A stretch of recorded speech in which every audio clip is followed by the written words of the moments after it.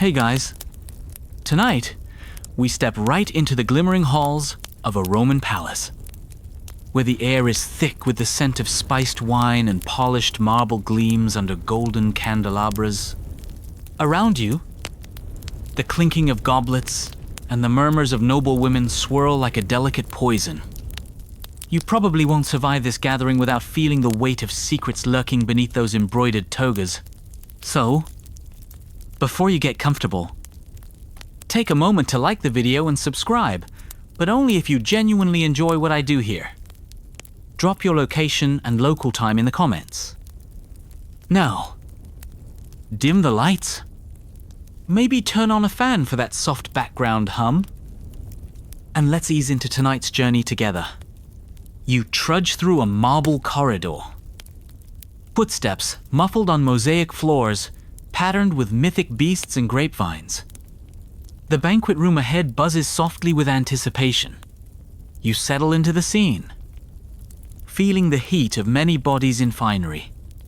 The faint tingle of perfume, masking something else, a hint of dread. If you pay close attention, in ancient Rome, such feasts were more than mere indulgence. They were battlegrounds of power and intrigue. Marriage, for the aristocracy, was less about love and more about alliances.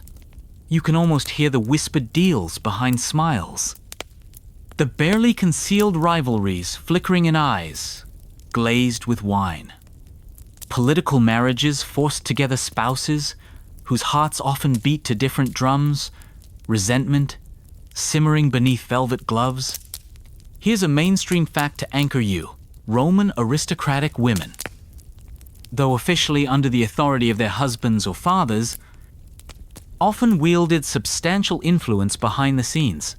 Yet, legally and socially, they were confined. Their agency circumscribed in ways that made open rebellion dangerous. So, how did they navigate such tight reins? Poison was one dark, discreet answer. Historians still argue whether poison was a common weapon of the Roman elite or a sensationalized scapegoat for mysterious deaths.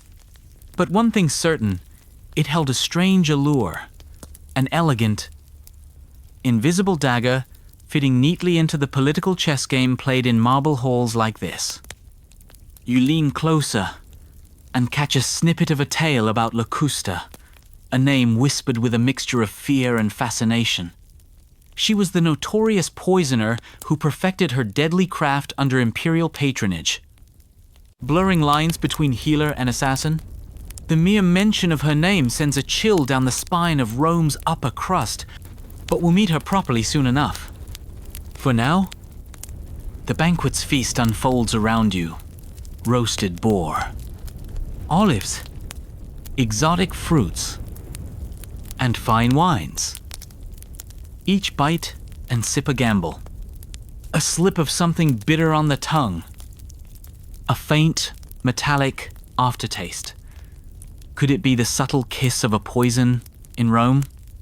Such suspicions haunted even the most gilded moments. As you settle back, the room's chatter fades to murmurs, and the scene softens into the night's darker stories. Remember, the grand tapestry of Roman history often weaves fact and fiction so tightly that untangling them takes careful hands. So, hold on to your wine cup, but maybe just a little tighter tonight. You move from the banquet hall's glitter to the quieter, starker reality of Roman aristocratic marriages. Picture yourself standing at a grand wedding, more a political summit than a celebration of love. Fathers barter their daughters like precious commodities, linking families for power, wealth, or political gain. The brides, draped in white stolas and veils, are often strangers to their grooms, bound not by affection, but by duty. It's easy to forget that marriage in ancient Rome wasn't about romantic candlelit dinners or stolen kisses, but about alliance and legacy. You might think this would breed harmony, two powerful families united. But in fact, it more often sowed seeds of resentment. Spouses tolerated each other as partners in a game where the stakes were survival and status, not happiness. Here's your mainstream fact. Roman women of the elite classes were often married young, sometimes as early as 14, to men who might be decades older. Divorce existed, but was complicated by social and political costs. Despite this, women could be surprisingly resilient, crafting influence through family ties, social networks, and sometimes less visible means. Now, here's a quirky tidbit. Some Roman women kept poison kits hidden in their jewelry boxes, small vials of herbal extracts, concoctions passed down, like secret family recipes. These poisons weren't just for assassination, they were also used to induce miscarriages or control fertility in a society with limited options for women. The line between medicine and murder was often thin. Historians still argue whether women's use of poison was a form of subtle empowerment or simply a desperate tool of oppression. Was it a quiet rebellion against the patriarchy? Or a dangerous stereotype crafted by male historians eager to paint women as sinister manipulators? Regardless, marriage was a double-edged sword. Women could gain status and protection, but also suffered under strict societal expectations, limited freedom, and often loneliness.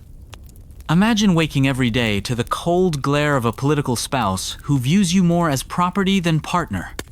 In such a world, the allure of poison as a means to escape or to alter one's fate grows clearer. The power plays behind these marriages set the stage for many of the poison scandals that would grip Rome. In a city where overt violence could provoke ruin, the subtle art of the hidden dagger became the weapon of choice. You can almost smell the simmering tension beneath the togas. Poison's dark allure isn't just myth, it's woven tightly into the fabric of Roman elite society. You find yourself in a dimly lit chamber, lined with shells of herbs and vials, where a skilled hand mixes powders that can heal or kill. Poison was the secret language of power, whispered in shadows. Most Roman poisoners were women midwives, herbalists, or even cooks who had intimate knowledge of plants and potions.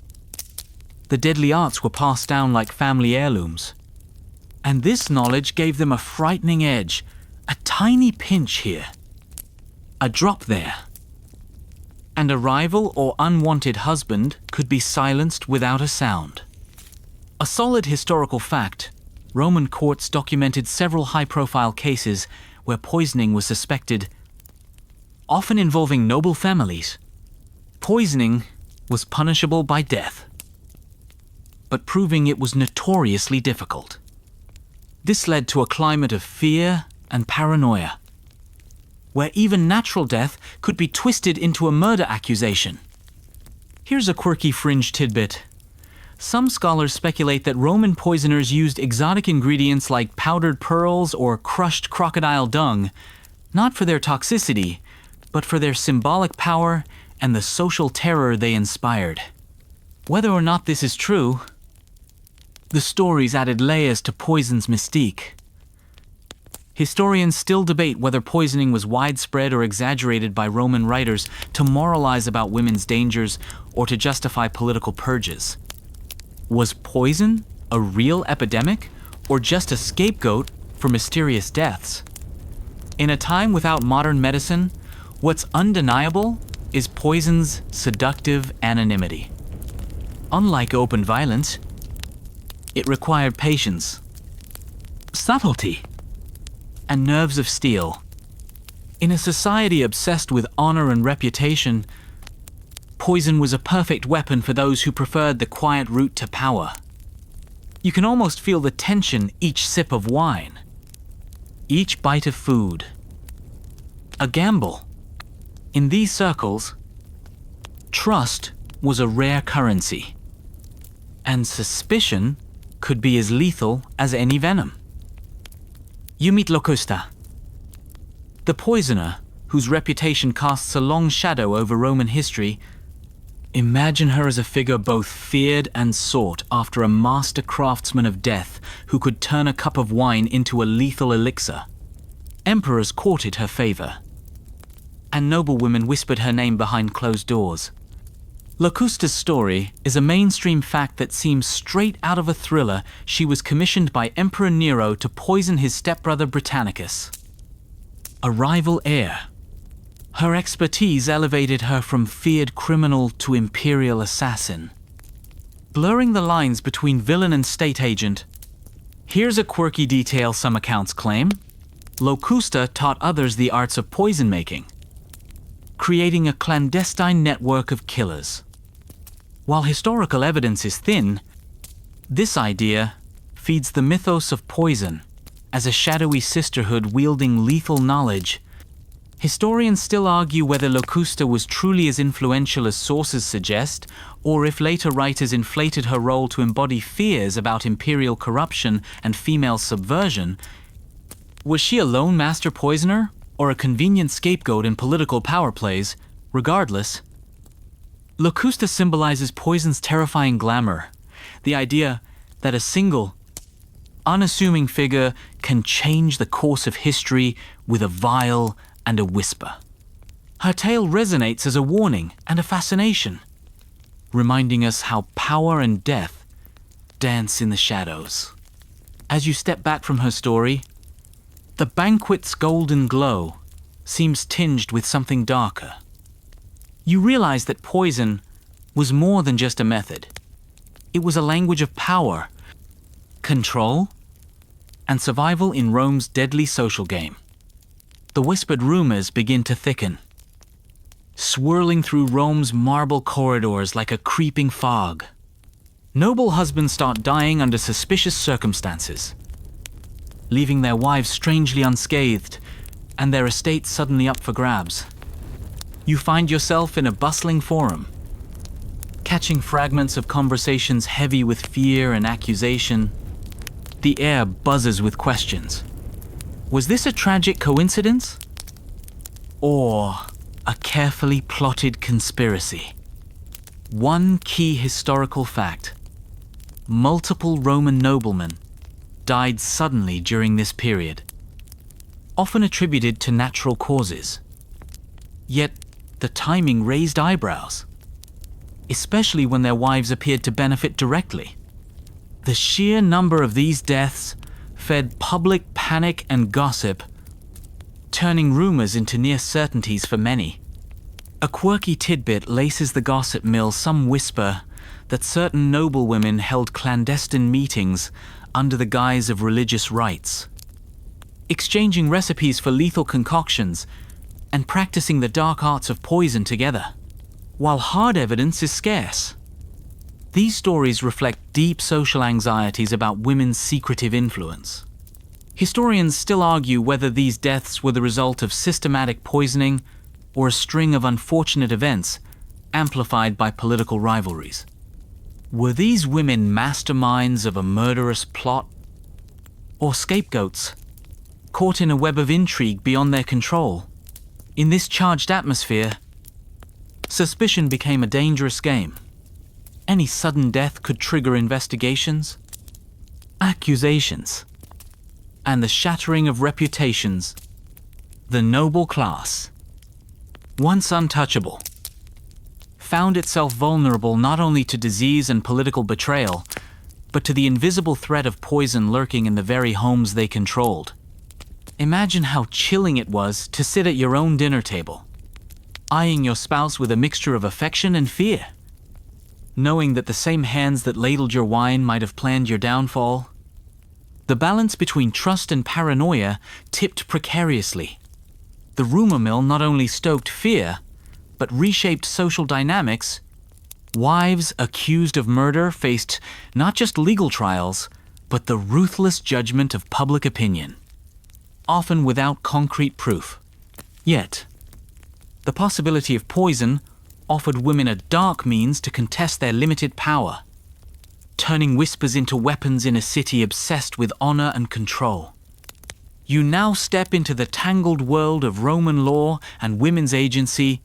Officially, women lived under the legal authority of their fathers or husbands, their freedoms circumscribed by strict social codes. Yet, paradoxically, these very constraints often forced women into clandestine spheres of influence where poison became a dangerous but effective tool. The mainstream fact here: Roman law severely limited women's rights, particularly in property ownership and public life.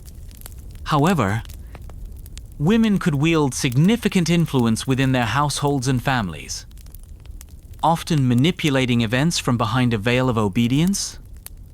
A quirky legal loophole emerges because women lacked direct access to formal power. Many resorted to indirect means, including poisoning to navigate marital strife, inheritance dispute, or political rivalries. Some scholars believe that this hidden resistance was a form of agency disguised beneath the guise of compliance. Historians still debate whether women's use of poison represented empowered rebellion or desperation born from oppression. Was poison a weapon of the powerless, or did it reinforce damaging stereotypes about women as deceitful and dangerous? The courtroom drama of the time was complicated. Testimonies from slaves or informants were often the only evidence in poisoning trials, raising questions about justice and reliability. The Roman legal system, while sophisticated in many respects, struggled to untangle the web of silence and fear surrounding such cases. You can almost hear the echoes of trial chambers where noblewomen faced accusations based more on rumor and political expediency than concrete proof. Torture was sometimes used to extract confessions, blurring the lines between justice and cruelty. Despite the harshness, poison's clandestine nature allowed women a modicum of control in a male-dominated society. It was a grim tool. Yes, but in a world where overt dissent could mean exile, or worse. Subtlety was survival. Picture the balancing act: a woman navigating laws that limited her voice, wielding invisible power that could both protect and destroy. The stakes were life and death, inheritance and honor, a cocktail as potent as any poison. Evidence in the poison's case rarely rested on hard facts. You find yourself in a dimly lit chamber where accusations are volleyed like poisoned darts, words as deadly as any venom. Much of the case depended on hearsay, political vendettas, and the testimony of those with questionable motives. Historically, the Roman judicial system relied heavily on witness accounts, many from slaves or informers, whose credibility was suspect. This made poisoning trials a dangerous arena where truth was elusive, and justice was often a matter of influence. A quirky side note: some informants were rumored to fabricate confessions under the promise of freedom or monetary reward, turning trials into spectacles of manipulation rather than fairness. This created a climate where accusations could be wielded as weapons in political power struggles. Historians still argue how much of the poison's case was real versus orchestrated hysteria. Was it a genuine conspiracy of murderous wives, or a political purge masked as legal justice? The truth likely lies tangled in between. You feel the tension as noble families turned on each other, using poison accusations to eliminate rivals or consolidate power. The judicial process became less about uncovering facts and more about advancing agendas. In such an environment, the line between victim and perpetrator blurred. Innocent women could be condemned on flimsy evidence, While actual crimes remained shrouded in secrecy, the absence of modern forensic science made proving guilt or innocence nearly impossible. You can almost hear the whispered conversations. Did she really poison her husband? Or is this a fabrication by enemies seeking her downfall? The question haunted Rome's elite, where trust was scarce and betrayal common. The poisons case reveals a society gripped by fear of death, of loss, and of the unseen forces that shaped lives behind closed doors. It was a time when rumor wielded power, and truth was the rarest commodity of all. The trials begin, and you find yourself inside a dim courtroom, where the air is heavy with tension and the scent of fear. Faces are etched with anxiety. Hands tremble, and every word spoken could seal a fate. The accused women, once queens of their social circles, now stand vulnerable under the piercing gaze of judges and jurors. The line between justice and spectacle blurs. As the city watches, hungry for answers and scandal, a firm historical fact: Roman courts often used torture to extract confessions, especially from slaves or lower-class defendants. This practice, while abhorrent to modern sensibilities, was considered acceptable in the quest for truth, especially in grave cases like poisoning, where evidence was scarce. This made the legal process both brutal and unreliable. Here's a peculiar detail. Some accused women reportedly endured public humiliation and interrogation rituals that lasted for days. The process itself was a form of punishment, designed not only to find guilt, but to shame and weaken the accused. This raised serious questions about fairness and due process even in contemporary times. Historians still debate how fair these trials really were. Did torture merely produce false confessions to satisfy political pressures? Was justice served? Or were innocent lives destroyed by paranoia and ambition? You can feel the heavy weight of power dynamics. Those who controlled the courts had vested interests, and the trials often became tools for personal vendettas or political purges. Justice, when it came, was selective and seldom blind. The use of torture to obtain confessions reflects a grim calculus better. A confession, true or false, then uncertainty. This reveals a society grappling with fear, where the unknown dangers of poison inspired desperate measures. You might imagine the scene where a slave, racked by pain, confesses to crimes they did not commit to end their suffering. Or a noblewoman, terrified, admits guilt in hopes of mercy. Such confessions became the foundation for convictions, no matter how shaky. The courtroom thus transforms into a stage of human frailty where truth is elusive, and the cost of failure is death.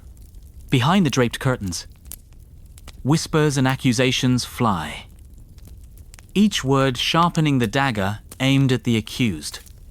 The role of informers and slaves in these trials is crucial and complex. You step into a shadowy underworld where slaves' testimonies can make or break cases. These witnesses, often coerced or incentivized, held extraordinary power in a society that otherwise silenced them. Historically, slaves were frequently the only eyewitnesses to poisoning schemes. Given their proximity to household affairs, their accounts were a double-edged sword, invaluable yet fraught with bias. Fear and the temptation to manipulate outcomes for personal gain.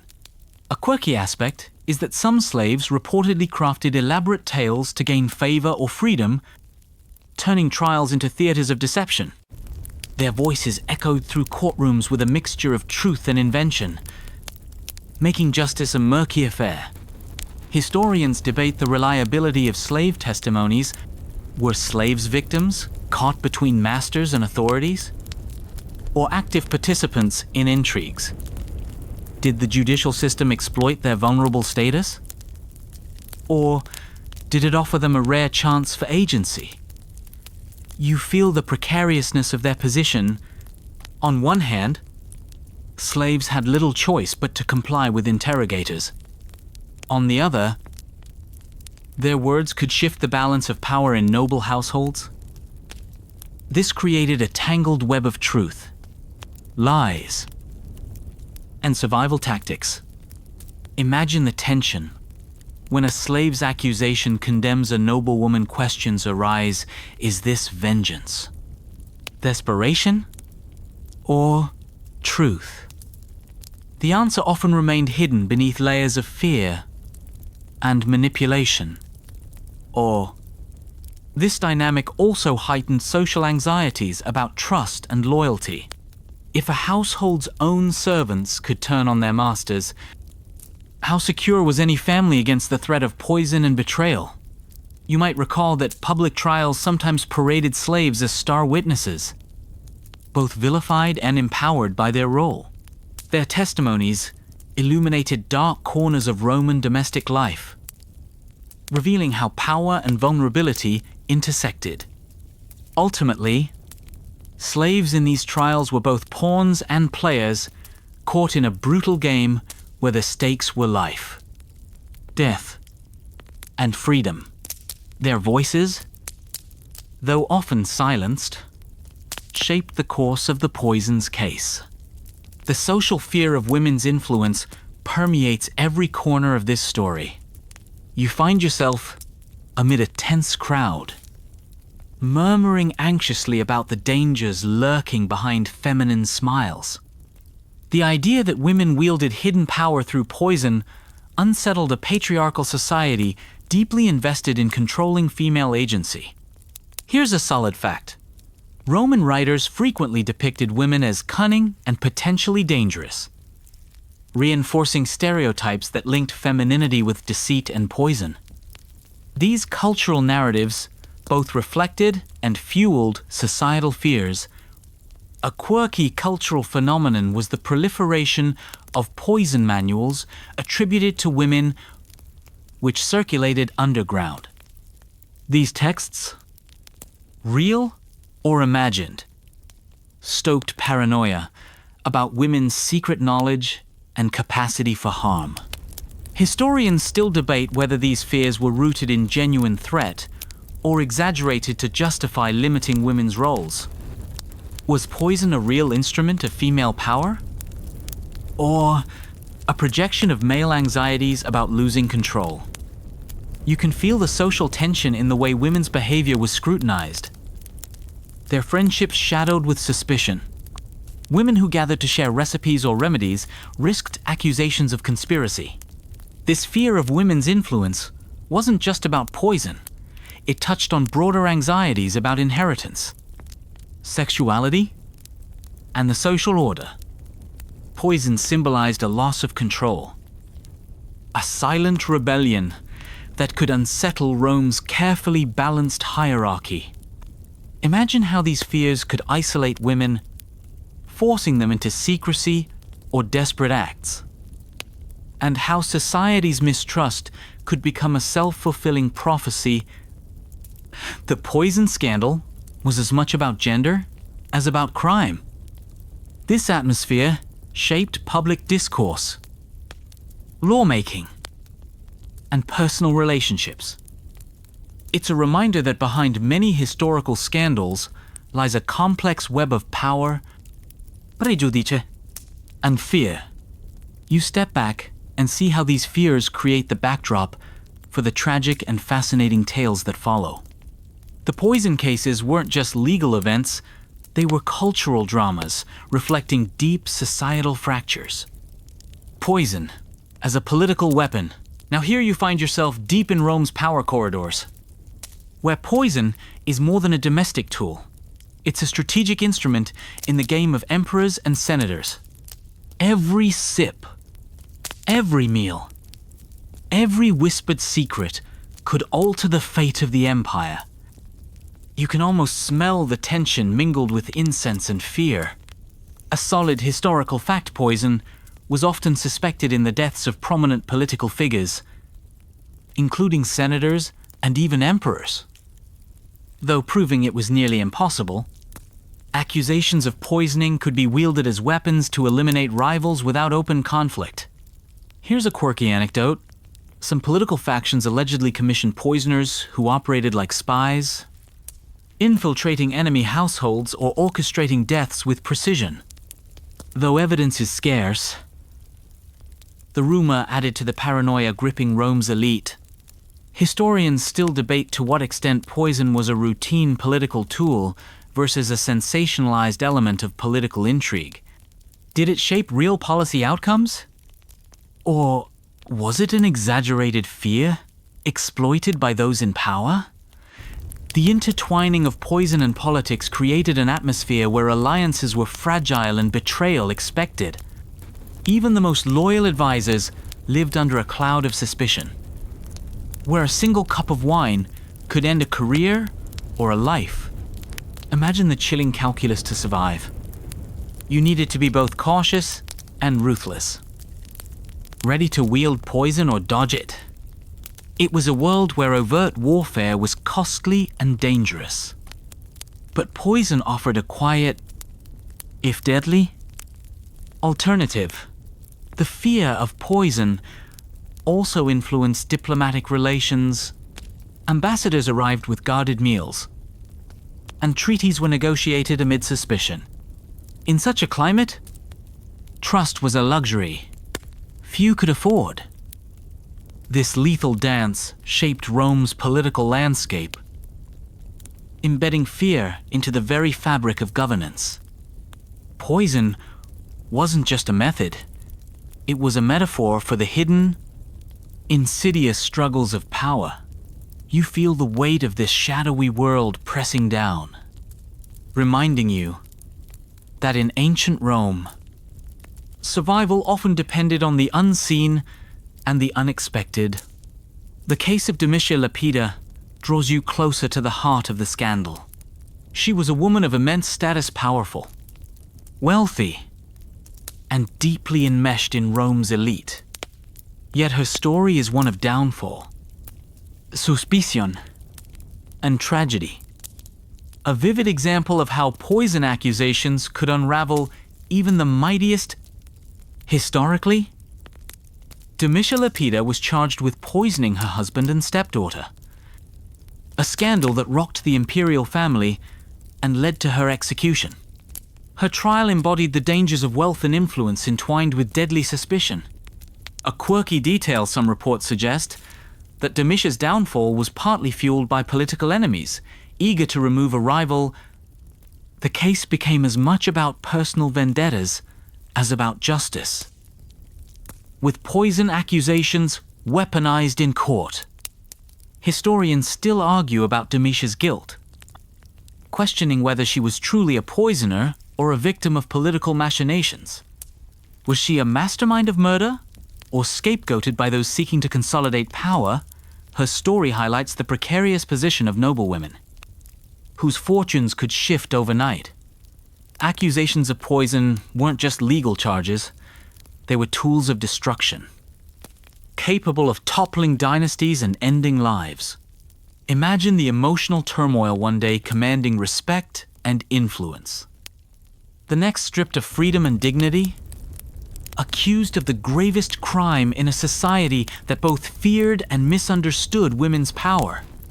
Domitia's fate underscores the blurred lines between law, politics, and social rivalry. In her trial, truth was entangled with ambition, fear, and the ruthless pursuit of advantage. This tale invites you to consider how justice operated in such a volatile environment, where poison accusations could mask deeper struggles for control.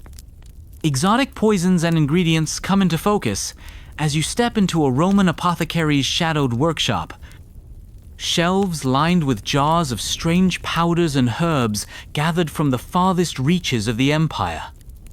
The air is thick with pungent aromas, some medicinal, others deadly. Here's a historical fact.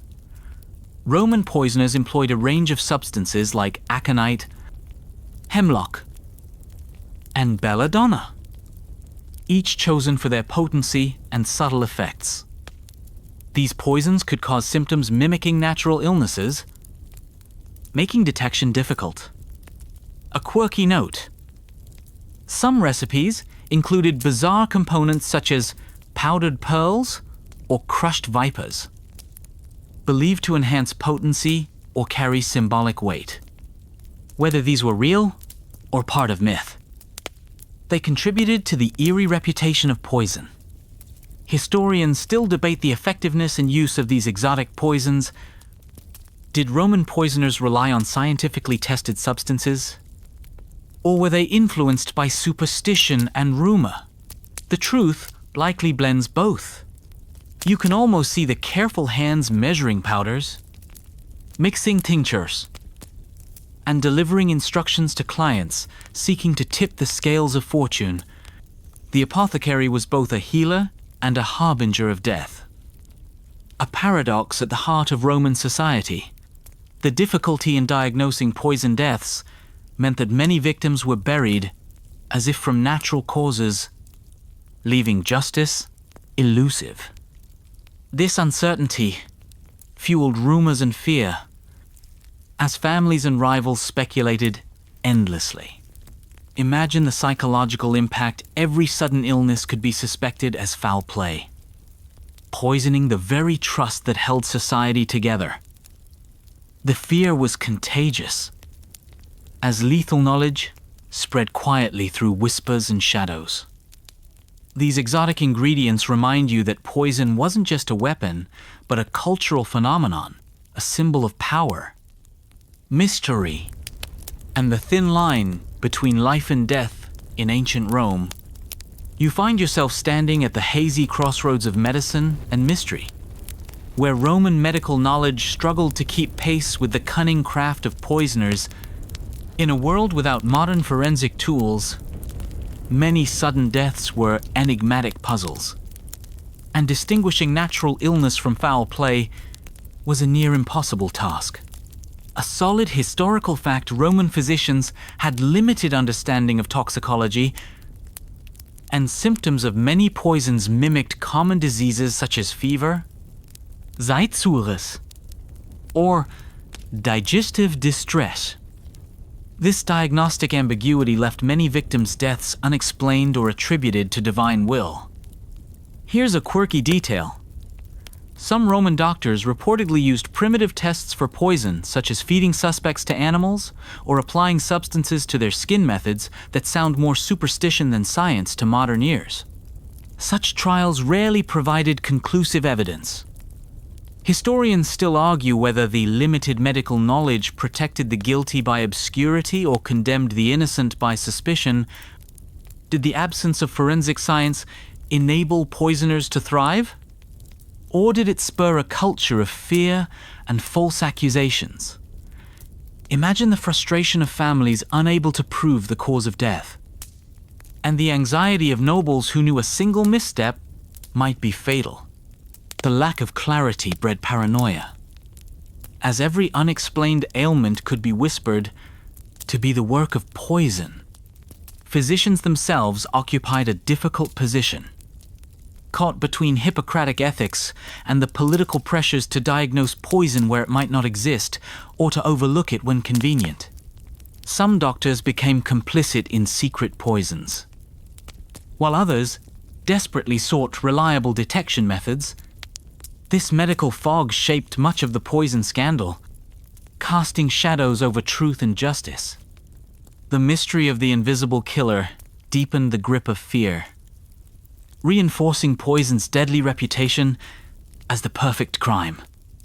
Entering the court of Emperor Nero, you feel the air thicken with paranoia and menace. Nero's reign was marked by a swirling vortex of suspicion, where poison rumors fueled political purges and fratricidal plots. No one was truly safe from whispers of betrayal.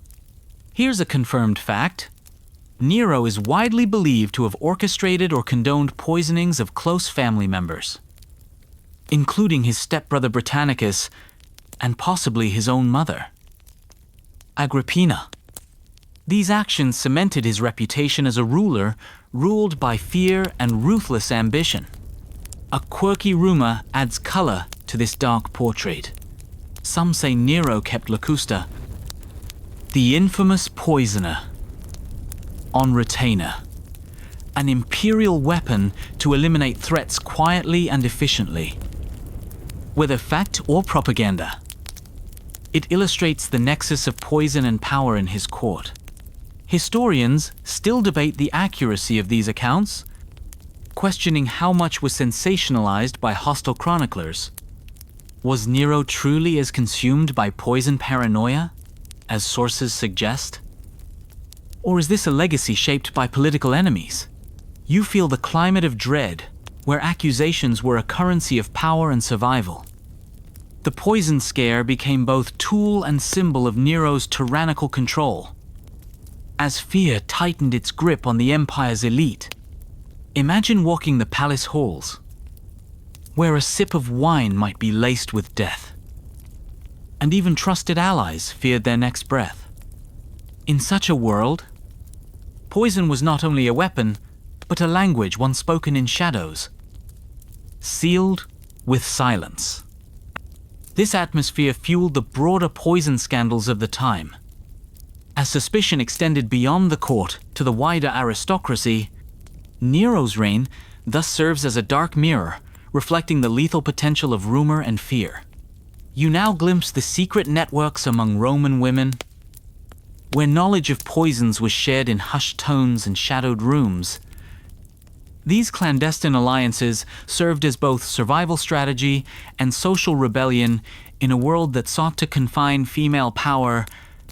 A well-documented fact, noblewomen often formed social circles that doubled as support networks, exchanging medicinal recipes, beauty treatments, and, yes, potentially poisonous concoctions. These groups could offer protection and influence beyond the public gaze.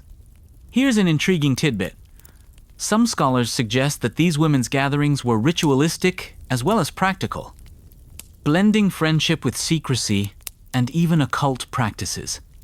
The blending of medicine, magic, and poison blurred conventional boundaries. Historians still debate whether these networks represented genuine conspiracies or were exaggerated fears of women's collective influence. Were they empowering communities or simply misunderstood social bonds? You sense the dual nature of these gatherings. They fostered camaraderie and mutual aid, but also bred suspicion and rumors of conspiracies. The very act of women sharing knowledge was seen as a threat in a patriarchal society. Imagine the courage and risk involved in these secret meetings, where a misplaced word or betrayed confidence could mean ruin. Yet, within these circles, women found agency and a way to navigate the treacherous waters of Roman society. These alliances remind you that behind the public scandals lay complex social dynamics, where poison was as much about power and identity as about crime. As you step back, the scene fades to a whispered murmur of sisterhood and shadow, a world where survival depended on secrecy and solidarity. You pause to consider the thorny question: were the accused women victims caught in a whirlpool of political intrigue? Or were they truly villainous poisoners, orchestrating a deadly conspiracy? This debate remains one of the most contested in Roman history, fueling endless speculation and scholarly discourse. A core fact: many noblewomen implicated in the poisons case were prominent figures with powerful enemies. Trials often coincided with shifts in political alliances, suggesting that accusations could be tools to eliminate rivals under the guise of justice. The line between guilt and innocence was thus tangled in the web of Rome's treacherous politics. Adding to the intrigue, Some fringe accounts describe poison cabals, secret groups of women allegedly collaborating to remove unwanted husbands or gain wealth through murder. While sensational, these stories reflect societal fears more than proven facts. Often amplified by hostile chroniclers, historians still argue whether these women were scapegoats sacrificed to preserve male-dominated power structures or genuine perpetrators of a murderous campaign. Was the Poisons case a genuine criminal investigation or a politically motivated witch hunt? You can feel the tension of a society eager to assign blame in times of uncertainty. Accusing women of poisoning tapped into existing stereotypes of female deceitfulness, making them easy targets when tragedy struck. In a culture that valued male authority, these trials became arenas where gender and power collided brutally. Consider also the role of public opinion. The Roman populace, fascinated by scandal and drama, often demanded swift and severe justice. Pressuring officials to secure convictions regardless of evidence quality, this dynamic blurred the boundaries between legal procedure and spectacle. You might imagine the accused women walking through public streets, their reputations shattered by rumor and trial, caught between the sharp edges of societal scorn and the merciless machinery of justice. Whether guilty or not, their lives were irrevocably altered by fear and suspicion. This debate invites you to reflect on how history is shaped by narratives, who gets to tell the story, and whose voices are heard or silenced. The Poisons case stands as a complex tapestry woven from truth, fear, politics, and myth. You step into a lively Roman theater, where poison's dark reputation spills into the arts. Playwrights and poets wove tales of treacherous women, fatal potions, and secret assassinations, embedding poison deeply into Rome's cultural imagination.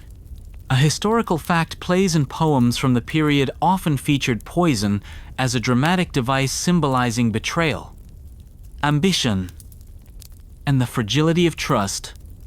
These works were wildly popular and shaped public perceptions of poison as an almost mythic threat.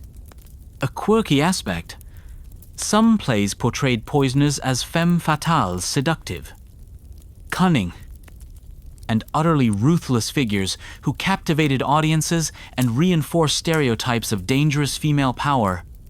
These characters blurred the lines between reality and entertainment. Historians debate whether such artistic depictions reflected real fears or exaggerated fantasies. Did theater mirror society's anxieties? Or did it fuel them, turning poison into a cultural obsession? The stage became a space where complex social issues were dramatized and simplified, allowing audiences to confront their fears in a controlled setting. Poison symbolism carried deep resonance, representing both literal and metaphorical destruction. Imagine attending a packed performance, the crowd hanging on every whispered plot and every deadly sip, their imaginations ignited by tales that echoed the scandals unfolding in their city. Theater was not just entertainment, it was a lens on societal fears. This artistic legacy contributed to poison's enduring mystique, cementing its place as both a real and imagined menace in Roman life. It reminded everyone that behind every story of power lurked a darker tale of betrayal. As the curtains fall, you sense how poison's shadow stretched beyond history into culture, shaping ideas and fears that would echo for centuries. The legal aftermath of the Poisons case reshaped Rome's approach to justice and punishment. You find yourself in a Senate chamber, where lawmakers debate new statutes designed to curb the spread of poison and punish offenders more severely. A concrete fact following the scandals, laws were enacted to regulate the sale and use of poisons more strictly. including harsh penalties for those caught manufacturing or distributing them. These reforms reflected a desire to restore order and reassure a shaken populace. An intriguing note: some of these laws extended beyond poison to encompass magical practices, linking the use of potions to superstition and sorcery, a sign of how intertwined poison was with broader cultural fears of the occult. Historians still discuss whether these legal changes effectively reduced poisoning or merely increased paranoia and witch hunting. Did stricter laws protect the innocent or deepen the climate of fear? You can almost hear the passionate debates, some senators advocating for severe crackdowns to protect the state, others warning against overreach that could lead to injustice. The balance between security and liberty was a delicate one. These laws also reflected the social anxieties of a city grappling with rapid political changes, where poison was a symbol of disorder and betrayal. The reforms aimed to reassure citizens that the state could control these invisible threats. Imagine the practical challenges. Enforcing laws against secret poisons in a city teeming with intrigue and distrust was a daunting task. Enforcement depended heavily on informers, trials, and public cooperation, all complicated by fear and secrecy. The legal legacy of the poisons case reminds you that justice is often a reflection of societal fears and pressures, evolving in response to crises and scandals. The laws were as much about shaping public perception as about actual crime control. As you leave the chamber, you understand that poison's shadow extended far beyond individual cases, influencing Rome's legal and cultural landscape in lasting ways.